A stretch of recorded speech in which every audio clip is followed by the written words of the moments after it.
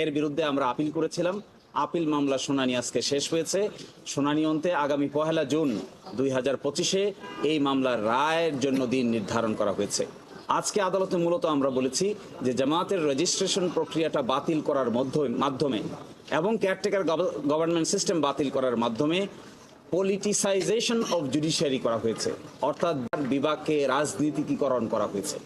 এবং আজকে যে জামায়াত ইসলামীর নিবন্ধন মামলা শুনানি হচ্ছে, যারা এই নিবন্ধন মামলা শুনানি অন্তে নিবন্ধন বাতিল করেছেন তারা মূলত বাংলাদেশের উচ্চ আদালতকে রাজনৈতিকভাবে ব্যবহার করেছেন এবং এই জন্যই নিবন্ধনটি বাতিল করা হয়েছে। আমাদের এই আর্গুমেন্ট আদালত অত্যন্ত মনোযোগ দিয়ে শুনেছেন। আমরা এক্সপেক্ট করব যে আমাদের এই আর্গুমেন্টের ভিত্তিতে আগামী 1 জুন ইনশাল্লাহ জামায়াত ইসলামী তার নিবন্ধন ফেরত পাবে।